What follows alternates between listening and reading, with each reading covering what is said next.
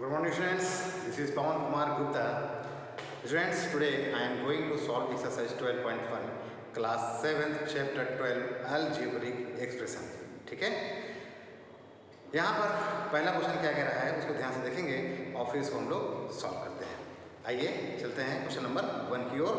Question number 1 बोल रहा है get the algebraic expression, get the algebraic expression in the following case using variable constant and arithmetic operators. आप लोगों को बताया गया था कि जब भी अलजेब्रिक एक्सप्रेशन बनाया जाता है तो उसमें वेरिएबल और कांस्टेंट दोनों होते हैं और साथ ही में अरिथमेटिक ऑपरेटर्स इस्तेमाल किए जाते हैं जहाँ पर प्लस और माइनस, साथ में मल्टीप्लिकेशन और डिवीजन, ये दोनों चीज़ें होती हैं। क्वेश्चन नंबर 1 है part A subtract of Z from Y. ठीक है, subtract Z from Y, Y से आपको जेड को सब्ट्रैक्ट करना है। आपको मालूम है क्या बन जाएगा, पहले में वाई माइनस जेड, ठीक है ना, वाई माइनस जेड हो जाएगा। दूसरा है the number Z multiplied by itself, sorry B one half of the sum numbers X and Y.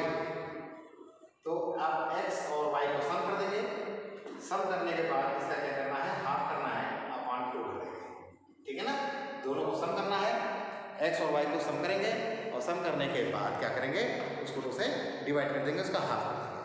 ठीक है, the number Z multiplied by itself, खुद ही जेड से मल्टीप्लाई करना है तो क्या हो जाएगा, जेड क्या हो जाएगा, जेड इंटू जेड, ये हो जाएगा जेड स्क्वायर। ठीक है, जेड स्क्वायर हो जाएगा, है ना। इसके बाद बोलते हैं D 1/4 of the product of P and Q, P और क्यू का प्रोडक्ट करना है और प्रोडक्ट करने के बाद क्या करना है, इनका 1/4 करना है। तो भाई पी और क्यू को मल्टीप्लाई करेंगे तो पी क्यू आएगा और इसका 1/4 करेंगे तो क्या हो जाएगा, पी क्यू बाई 1/4, ये 1/4 कर देंगे। ठीक है, पहले पी क्यू को मल्टीप्लाई करेंगे और पी क्यू को मल्टीप्लाई करने के बाद इसका 1/4 कर देंगे तो 1/4 हो जाएगा। ठीक है, ई पार्ट है number X and Y both square and added. ये है एक्स का स्क्वायर करेंगे और वाई का स्क्वायर करेंगे और दोनों का स्क्वायर करने के बाद क्या कर देंगे, ऐड कर देंगे। Number X square Y square both and then added, तो आपका हो जाएगा X square plus Y square. Similarly F ध्यान देंगे, एफ क्या है, एफ कह रहा है number 5 added 3 times the product of M and N, तो एम और एन का प्रोडक्ट कर दिए। ठीक है, इसके बाद क्या है, इनका 3 टाइम्स कर देंगे, दो भैया 3 से मल्टीप्लाई कर देंगे और 3 से मल्टीप्लाई करने के बाद यहाँ पर ऐड कर देंगे 5, तो क्या बन जाएगा, ये बन जाएगा 3 bracket M plus N plus 5, ये हमारा आंसर हो जाएगा। ठीक है ना। G part product of number y and z subtracted from 10, 10 से माइनस करना है product of y into z, product of y into z का जाएगा y इंटू z हो जाएगा yz। अब इस yz में से कितना माइनस करना है, 10 सब्ट्रैक्ट करना है, सॉरी फ्रॉम 10 से माइनस करना है, तो यहाँ हो जाएगा 10 minus x and y। h part क्या है, the sum of numbers a and b subtracted from their product. देखो सम क्या हो जाएगा, ए और बी का ए प्लस बी हो जाएगा, प्रोडक्ट क्या हो जाएगा, प्रोडक्ट हो जाएगा ए इंटू बी यानी ए बी हो जाएगा। ठीक है, ए इंटू बी का ए बी हो जाएगा।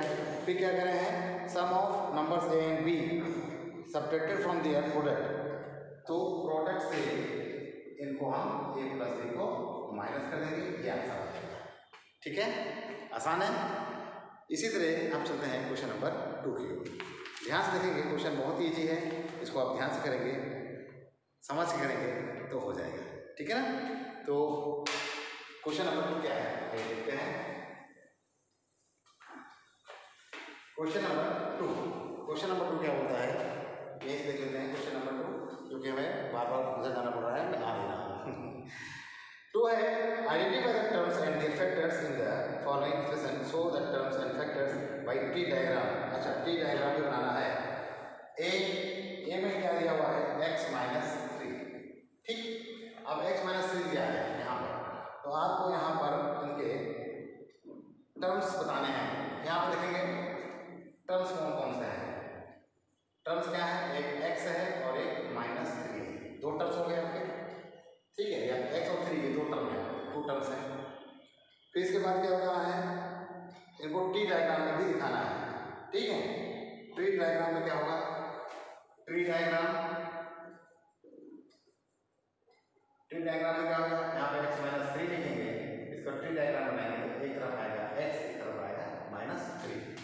है ना, एक तरफ आएगा x और एक तरफ आएगा -3, यहाँ पर हम लोग -3 से कर देंगे।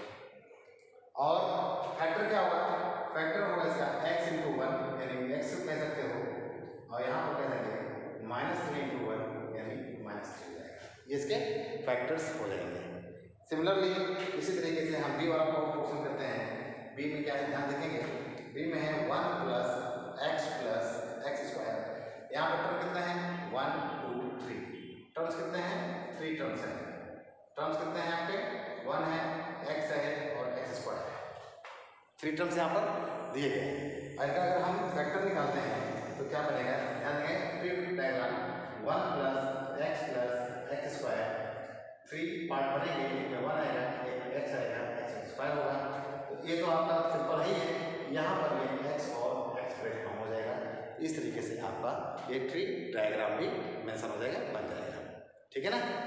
इसी तरीके से हम लोग चलते हैं अब पार्ट सी की ओर। पार्ट सी क्या है, उसको भी इसी तरीके से हम लोग सॉल्व करेंगे, ठीक है ना।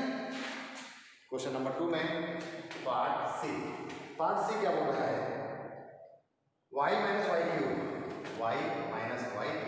तो आपके टर्म्स क्या हो जाएंगे, टर्म y है और y³ है, और इसका जब हम फैक्टर करेंगे तो y - y³ का ट्री डायग्राम में एक में तो y आएगा, एक में क्या आ जाएगा, y³ हो जाएगा, ये माइनस में है, इसको हम y 3 टाइम्स y का मल्टीप्लाई y2 ये y³ होता है, ठीक है। सिमिलरली आप यहाँ पे ये -1 है तो साथ में -1 भी आप कर सकते हो, और यहाँ पर आपका 1 और y आएगा, ठीक है। इसी तरह डी में हम आते हैं, तो डी में भी आपका कुछ इसी तरीके से दिया हुआ है, 5xy² + 7x²y। ध्यान रखेंगे यहाँ पर भी 2 ही टर्म दिया हुआ है, ठीक है, टर्म 2 ही है, टर्म में एक टर्म ये है और ये टर्म 2 है।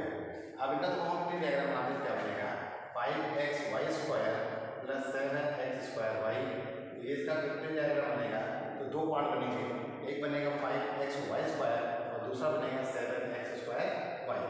इसका तो हम फैक्टर करेंगे तो एक में आएगा 5, दूसरे में आएगा x, ठीक है, तीसरे में आएगा y और चौथे में फिर y को y, x और 5। सिमिलरली यहाँ पर क्या बनेगा, 7x, 2 बार x² है और y। यह इस तरीके से हम आसानी से ट्री डायग्राम बना सकते हैं, है ना।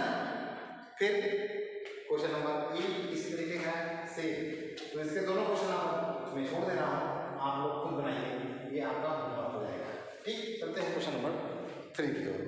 एक क्वेश्चन बचा है ना, ई बचा हुआ है, अब एक तो आप कर सकते हैं, एक आप कीजिए, फिर चलते हैं हम लोग क्वेश्चन नंबर 3 की ओर डायरेक्ट। क्या है देखेंगे, क्वेश्चन नंबर 3 सॉरी 2 का ही पार्ट 2 है, 2 का पार्ट 2 सेम ही क्वेश्चन है, जैसे यहाँ पर दिया है, identify terms and factors in the expression given below.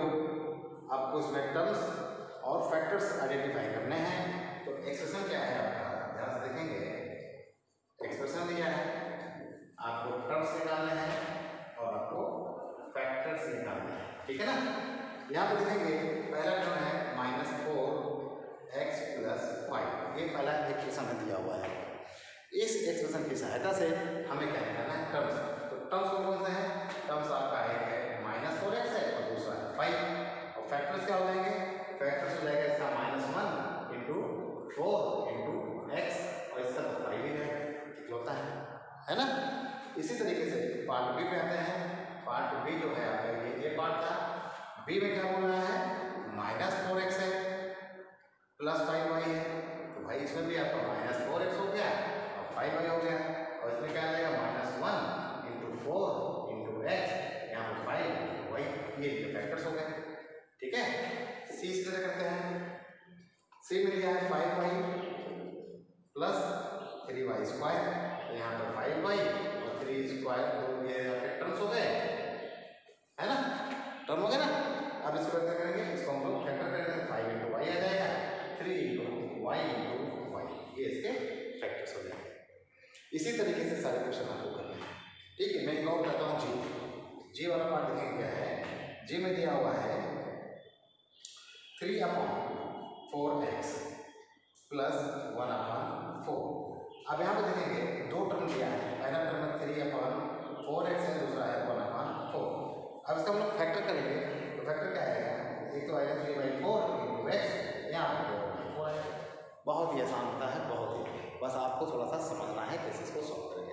तो यहाँ पर भी मैं कुछ क्वेश्चन आप लोगों के लिए छोड़ रहा हूँ, इसको आप लोग खुद कीजिएगा, ठीक है ना। इसी तरीके से आपका अगला क्वेश्चन है क्वेश्चन नंबर 3। कैसे करेंगे देखिएगा, आसान क्वेश्चन से एक प्रोसेस से कर रहा है। क्वेश्चन नंबर 3, क्वेश्चन नंबर 3 बोल रहा है identify the numerical coefficient of the term. आपको बताया गया है कि कोफिशिएंट किसी भी टर्म का कोफिशिएंट जो न्यूमेरिकल वैल्यू होती है वो है अदर देन कांस्टेंट के अतिरिक्त, कांस्टेंट नहीं होना चाहिए ना। इन द फॉलोइंग एक्सप्रेशन, ध्यान देखेंगे। जैसे पहला है क्वेश्चन 3 में पार्ट ए है, ये क्या बोला है 5 - 3t²।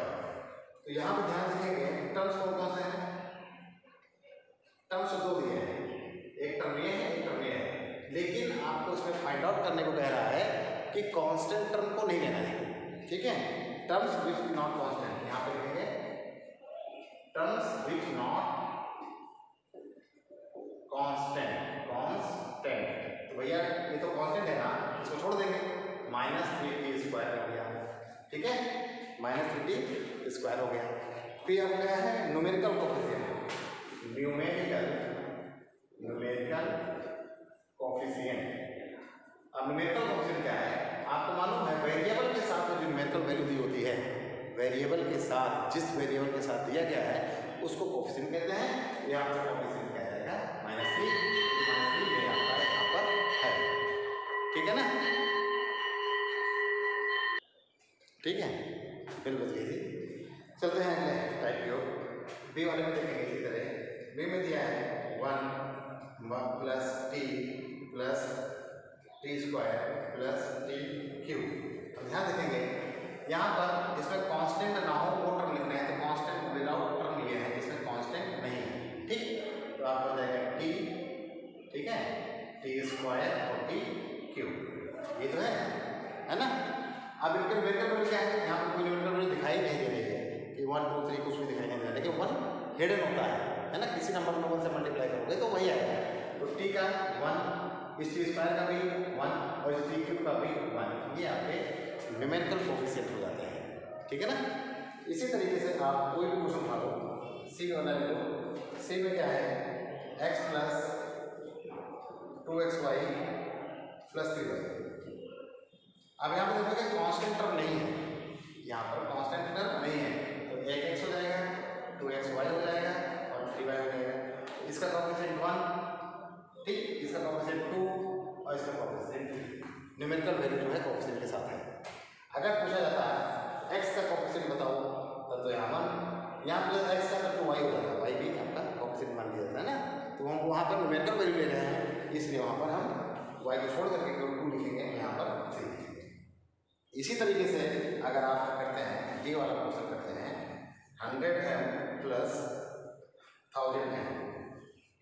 अब ध्यान रखेंगे यहाँ पर भी कोई कोफिशिएंट नहीं है, दो टर्म दिए हैं, पहला टर्म है 100m का और दूसरा टर्म है 1000m का। तो यहाँ पर न्यूमेरिकल वैल्यू क्या है 100 है, तो इसका हो जाएगा कोफिशिएंट 100 और यहाँ पर 1000 है तो इसका कोफिशिएंट हो जाएगा 1000। समझ में आ रहा होगा, ठीक है ना। हाँ, इसी तरीके से आप सारे क्वेश्चन कर सकते हैं, ठीक है। क्वेश्चन चलिए बता ही देता हूँ, ज़्यादा नहीं हुआ है। यहाँ पर इस तरीके से सारे क्वेश्चन करेंगे हम लोग। अब सीधे हम चलते हैं इसी के पार्ट में।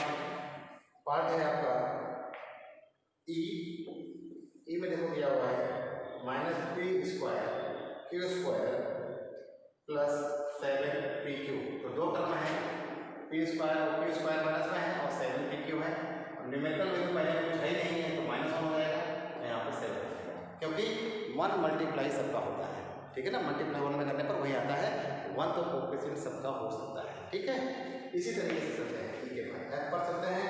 f आपका है 1.2a, उसके बाद प्लस है 0.8b, यहाँ पर 1.2a और 0.8b ये आपके टर्म्स हो गए। 1.2 और 0.8 इनके कोफिशिएंट्स हो गए, ठीक है। जी पे आते हैं, जी पे सिमिलरली दिया है 3.14 r², एक ही टर्म है तो ये वही रहेगा और इसका आंसर 3.14 हो जाएगा। एच पे आते हैं, एच का 1.2a प्लस, तो हो गया है, ठीक है, ये फॉलो हो गया ना, तो हो गया। एच पे आते हैं ब्रिज। ठीक, यहाँ पर तो टर्म यही है, आप कह सकते हो एल प्लस बी को आप कह सकते हैं 2l है और 2b भी कह सकते हैं। ठीक है, अगर ओपन करते हैं तो ये 2l हो जाएगा प्लस 2b हो जाएगा, तो 2 टर्म हो गए आपके, ये दोनों हो गए और दोनों के कोएफिशिएंट क्या है 2। ठीक, h के बाद आता है i देखेंगे क्या है 0.1y प्लस 0.00 एक ही 0 है sorry 0.0y square y square, तो यहाँ पर 0.1y और 0.01 y स्क्वायर आपके टर्म्स हो गए और कोएफिशिएंट क्या होगा 0.1 और 0.01, ये इसके कोएफिशिएंट्स होते हैं। तो I hope you will be understanding, okay ना, समझ में आ रहा होगा। ठीक है, क्वेश्चन नंबर 4 की ओर चलते हैं। क्वेश्चन नंबर 4 क्या कह रहा है, ध्यान देखेंगे, identify the terms which contain x and give the coefficient of x। आपको टर्म्स पहचानने हैं जहाँ पर x दिया है और साथ में है उस x का कोएफिशिएंट को भी आपको निकालना है। चलिए देखते हैं क्या है। क्वेश्चन नंबर 4 बहुत ही अच्छा है, देखेंगे समझेंगे करेंगे, है ना। क्वेश्चन नंबर 4 क्या है, आपको टर्म्स पहचानने हैं। जैसे दिया पहला y square x plus Y, y square x plus Y. यहाँ पर ध्यान से देखिएगा, यहाँ पर 2 टर्म दिए हैं। कौन कौन से टर्म है, एक टर्म है आपका xy y स्क्वायर x दिया है। अब यहाँ पर पूछ रहे हैं आपको वो टर्म निकालना है, फाइंड आउट करना है जिसमें x दिया हो। ठीक है, टर्म्स हैविंग x, तो भैया ये वाला हो गया आपका। ठीक है, समझा ना। अब यहाँ पर कोई न्यूमेरिकल वैल्यू दी नहीं है, अगर न्यूमेरिकल वैल्यू का ऑपोजिट पूछता तो 1 होता है, क्योंकि 1 सबका मल्टीपल होता है, मल्टीपल करने पर वही आएगा। और अगर यहाँ पर पूछ रहा है आपका कोएफिशिएंट ऑफ x दिख रहा है, हाँ x, तो x के साथ में जो भी चीज हो वो आपका कोएफिशिएंट है, यानी y स्क्वायर इसका कोएफिशिएंट होगा। ठीक है, y स्क्वायर इसका कोएफिशिएंट होगा। इसी तरीके से हम लोग चलते हैं question number 2, 13y square minus 13y square minus 8xy। आपको यहाँ पर फाइंड आउट करना है जहाँ पर x वाला टर्म हो। 2 टर्म दिए हैं, ये टर्म है एक ये टर्म है, 2 टर्म है। ये टर्म और इस टर्म में आपका x कहाँ पर है, यहाँ पर है, तो इस x वाले टर्म का हम लिखेंगे माइनस xy। अब पूछा जा रहा है x का ऑपोजिट क्या है, तो x को पहले इधर लिखो तो माइनस 8y हो जाएगा। ये जो बचेगा x के साथ में, x का साथ बचेगा वहाँ हो जाएगा, तो माइनस 8y इसका कोएफिशिएंट हो जाएगा। Minus 8y is the coefficient of x। ठीक है ना, समझ आ रहा है। इसी तरीके से होते हैं x plus Y plus Z. Third part में x plus Y plus Z. यहाँ पर देखिए 3 टर्म दिए हुए हैं, x केवल एक टर्म में है, यहाँ पर है, और x का कोएफिशिएंट 1 है, क्योंकि 1 सबका कोएफिशिएंट होता है। ठीक, यहाँ पर कोई नंबर न्यूमेरिकल वैल्यू दी नहीं है, जब न्यूमेरिकल वैल्यू दी है तो क्या हम 1 into 1 नहीं कर सकते क्या, x में 1 into x कर सकते हैं ना, तो 1 तो होता ही है, 1 आपका कोएफिशिएंट हो जाएगा। ठीक है, इसी तरीके से 5 plus Z plus Z x, 5 plus Z plus Z x plus Z x. यहाँ पर 3 टर्म है, 3 टर्म में एक्स यहाँ पर है, तो ये हो जाएगा जेड एक्स और जेड इसका कोएफिशिएंट हो जाएगा। ठीक है, एक्स के साथ क्या लगा है जेड, तो जेड क्या हो जाएगा कोएफिशिएंट हो जाएगा। ठीक है ना। फिर अगला है आपका, इसी तरीके से है बचे हुए क्वेश्चंस आप कर लेंगे। अगला चलते हैं पार्ट 2 की ओर। इसका पार्ट 2 भी है, ध्यान से देखिए क्या है क्वेश्चन में। पार्ट 2 को सॉल्व करते समय पहले हम क्वेश्चन पढ़ते हैं, पार्ट 2 क्या बोलता है। पार्ट 2 बोला है identify terms which contain Y square. अब आपको यहाँ पर उस टर्म को पहचानना है जहाँ पर वाई स्क्वायर दिया हो। ठीक है ना, वहाँ पर स्क्वायर दिया हो और साथ में उसका भी कोएफिशिएंट बताना है, जैसा अभी पहले हम लोग कर रहे थे एक्स के साथ, अब लोग हम यहाँ पर करेंगे वाई स्क्वायर के साथ। ठीक है, देखिए पार्ट 2 में आपका फर्स्ट क्वेश्चन है 8 माइनस एक्स वाई स्क्वायर। तो यहाँ पर क्या हो जाएगा टर्म्स, अब यहाँ पे लिखते हैं वाई स्क्वायर और यहाँ पर लिख देंगे वाई स्क्वायर। तो वो टर्म देखिए 2 टर्म दिया है, लेकिन वाई स्क्वायर यहाँ पर है, तो माइनस एक्स वाई स्क्वायर, और वाई स्क्वायर के साथ में क्या है ये आपका हो जाएगा माइनस एक्स। इसी तरह 5 वाई स्क्वायर प्लस 7x है, 2 टर्म यहाँ पर भी है, लेकिन पूछ रहा है वाई स्क्वायर का, तो यहाँ पर आएगा 5 वाई स्क्वायर, और 5 वाई स्क्वायर के साथ क्या है कोएफिशिएंट 5 है। इसी तरह लास्ट में ये फर्स्ट था, ये सेकंड था और ये थर्ड बनाने जा रहा हूँ। 2x² y minus 15xy² plus 7y²। और ध्यान देखेंगे 3 टर्म है यहाँ पर, 3 टर्म है, 3 टर्म्स हैं, y² यहाँ पर भी है, y² यहाँ पर भी है, तो आपका जाएगा माइनस 15xy² और यहाँ पर आएगा 7y² प्लस लिखने की जरूरत नहीं पड़ती है, इसका आपका जाएगा माइनस 15x और यहाँ पर आएगा 7। इस तरीके से आपका क्वेश्चन नंबर 4 यहीं पर कंप्लीट होता है। चलते हैं क्वेश्चन नंबर 5 की ओर। क्वेश्चन नंबर 5 क्या है, ध्यान से देखेंगे, बढ़िया क्वेश्चन है, मजा आने वाला है। इस तरीके से हम सारे क्वेश्चन को सॉल्व करेंगे। तो क्वेश्चन नंबर 5 क्या बोलता है, classify the monomials, binomials and trinomials. ये आपको बताया गया था, मोनोमियल्स में एक टर्म होते हैं, the algebraic expression having one term known as monomials, which expression having 2 terms, जो जिसमें 2 टर्म होते हैं उसको बाइनोमियल कहते हैं, और जिसमें 3 टर्म्स होते हैं उसको ट्राइनोमियल कहते हैं, है ना।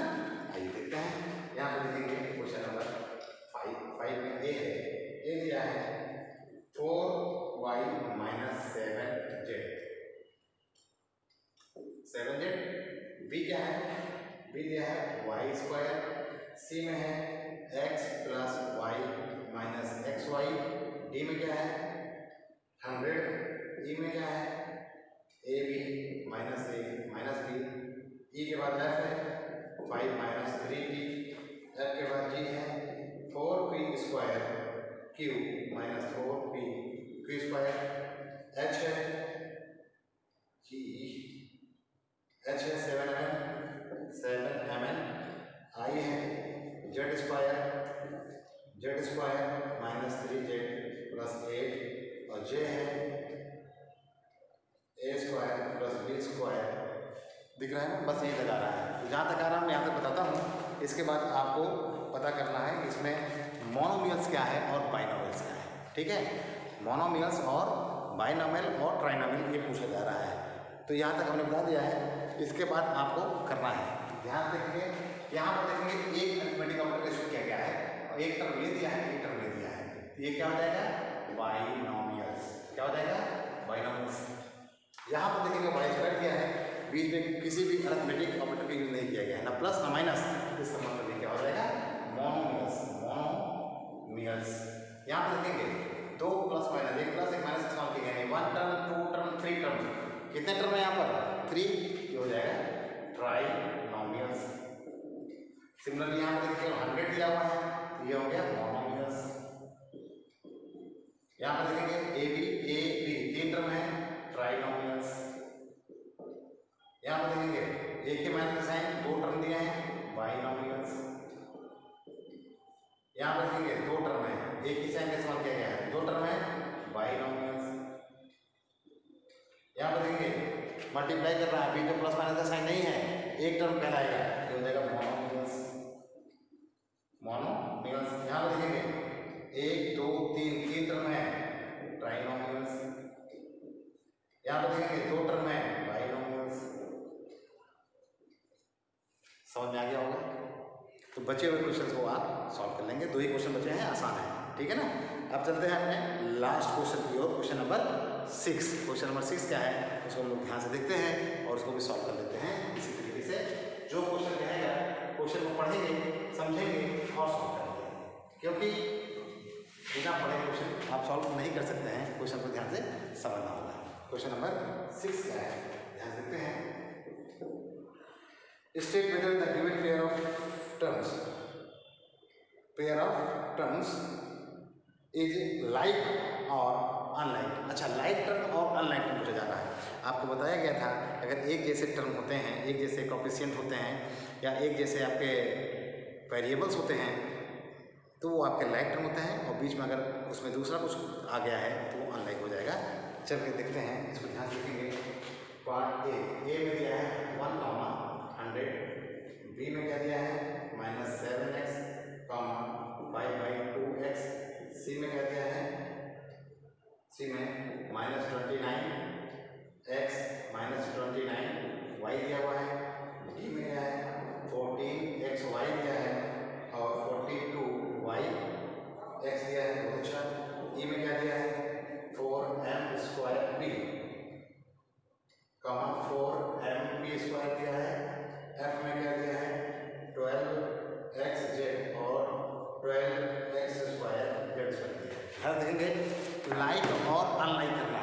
ठीक है ना।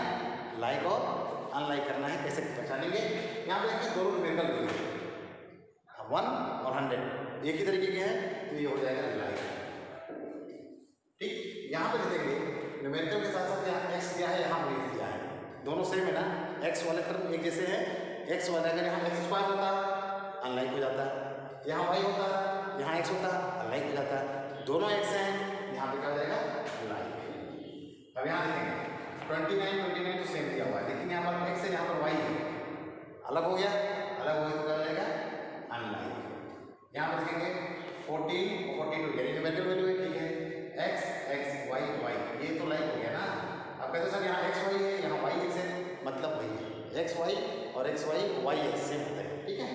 यहाँ पर देखेंगे 4m square P 4mp square, ये अलग हो गया, m स्क्वायर है, यहाँ m है, यहाँ p है, यहाँ p स्क्वायर है, ये अनलाइक हो गया, ठीक है, क्योंकि ये जैसे नहीं है, इनको आपस में हम ऐड सेपरेट नहीं कर पाएंगे, केवल साइन लग जाएगा बस। इसी तरह यहाँ पर देखेंगे ये 12 है x है, यहाँ स्क्वायर दिया है, यहाँ z है, यहाँ स्क्वायर दे दिया, तो ये भी तो अलग टर्म हो गए, अलग टर्म हो गए ना, ये क्या हो जाएगा अनलाइक हो जाएगा। तो इस तरीके से हम लोग लाइक और अनलाइक को समझ करके इसको समझ कर लेंगे, ठीक। ये बहुत ही जरूरी है, लाइक और unlike term, monomials, binomial, trinomials, ये सारे टर्म्स अच्छी तरीके से आप समझ लीजिए, क्योंकि अगर ये एक बार समझ में आ गया, अलजेब्रिक बहुत ही आसान होता है। अलजेब्रा चैप्टर मतलब जो भी बुक है, चैप्टर है जो आपके यहाँ है, उस लेवल से बहुत ही आसान हो जाता है। तो स्टूडेंट्स आप लोग क्या करेंगे, एक्सरसाइज को ठीक से लगाएंगे, समझेंगे, और कोई प्रॉब्लम होता है तो हमारे व्हाट्सएप नंबर पर उसको पूछ सकते हैं। क्या है व्हाट्सएप नंबर आपको मालूम है, 8090196900, इस पर आप अपना प्रॉब्लम भेज करके अपने डाउट्स क्लियर कर सकते हैं। स्टूडेंट्स प्लीज़ चैनल को लाइक, सब्सक्राइब और शेयर कर दीजिए। अगर आप नए यूजर्स हैं तो प्लीज़ सब्सक्राइब कर दीजिए। Thank you students, have a nice day, bye.